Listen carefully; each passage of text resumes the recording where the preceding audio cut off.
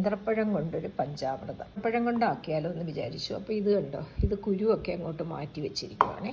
ഇത് മാത്രം എടുത്തിട്ട് ജസ്റ്റ് ഒന്ന് ആവി കയറ്റി ഒന്ന് ഉടയ്ക്കണം. ഒരു പരുവം ഒന്ന് ഈ പറഞ്ഞ പോലെ ആവി കയറി നല്ലോണം ഒന്ന് കുഴഞ്ഞു. ഇനിയിപ്പോൾ തീ അണച്ച് വെച്ചിട്ട് ഇത് ആറിയിട്ടാണ് നമ്മൾ എടുക്കുക കേട്ടോ. ഇങ്ങനെ നെയ്യിലൊന്ന് സ്റ്റീം കയറ്റി ഇങ്ങനെ വെച്ചിട്ടുണ്ട്. ഇതിൻ്റെ ഇൻഗ്രീഡിയൻസാണ് കേട്ടോ. നേന്ത്രക്കായ എടുത്തത് കൊണ്ട് അതിനെ ഒന്ന് ഉടച്ചു വെച്ചു. ശർക്കര കുറേ ഉണ്ട്, അത് ഞാൻ ആവശ്യത്തിന് എടുക്കുള്ളൂ. നെയ്യുണ്ട്. ഇതാ ഗോൾഡൻ റൈസിൻസാണ്. ഈന്തപ്പഴം ഇതിനെ നുറുക്കണം. കൽക്കണ്ടമുണ്ട്. ഇത് നോക്കൂ, എഡിബിൾ ക്യാംഫർ. ഇതിത്രയാണ് ഇതിലോട്ട് ചേർക്കുന്നത്. ഇനിയിപ്പോൾ തയ്യാറാക്കാൻ നോക്കട്ടെ കേട്ടോ. ഡേറ്റ്സൊക്കെ നുറുക്കി വെച്ചു. ഇനി നമുക്ക് ഈ ക്യാംഫറിനെ അതിൻ്റെ ഒരു മണം കിട്ടിയാൽ മതി. പൊടിച്ച് വയ്ക്കാം കേട്ടോ. കൂട്ടിയിട്ട് വരാം. പഞ്ചാമൃതത്തിന് ശർക്കര ഒന്ന് ചൂടാക്കണം.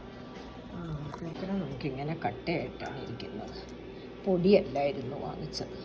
ഈ 8 നേന്ത്രപ്പഴമായിരുന്നു ഞാൻ എടുത്തത്. ശർക്കരയിൽ പാനി കാച്ചണ്ടായി, ഇത് തന്നെ ഒന്ന് അലിയിപ്പിച്ചാൽ മതി. ഇതായിരുന്നു ശർക്കരയുടെ പാത്രം കേട്ടോ. അപ്പോൾ അതങ്ങോട്ട് തുറക്കുമ്പോൾ ഇങ്ങനെ അങ്ങോട്ട് ഇരിക്കുമായിരുന്നു. ഇതിൽ നിന്ന് ഇന്നലെ ഇളക്കിയെടുത്തതാണ്.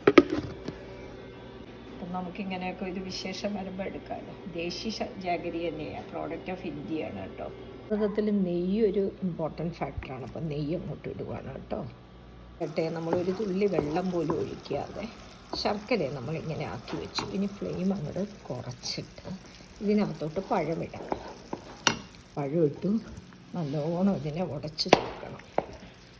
ഇനിയിപ്പോൾ തീ വേണമെന്നേ ഇല്ല, തീ ഓഫ് ചെയ്യുവാണ് കേട്ടോ. ഇതാ ഓഫ് ചെയ്തു. ഇതിനെ ഒന്ന് നല്ലോണം ബ്ലെൻഡാക്കണം. നല്ലോണം സ്മാഷ് ചെയ്ത് ഇങ്ങനെ ആയിട്ടുണ്ട്. ഇനി ഓരോ ഇൻഗ്രീഡിയൻസ് അങ്ങോട്ട് ഇടുകയാണ് കേട്ടോ. ഇട്ടിട്ട് നമുക്ക് മിക്സ് ചെയ്യാം. ഇതാ ഇത്രയും കിടന്നോട്ടെ. നമ്മുടെ കൽക്കണ്ടം ഇത്രയും വേണ്ടാന്ന് തോന്നുന്നു, ഞാൻ ഇത്രയും ബാക്കി വെച്ചു കേട്ടോ.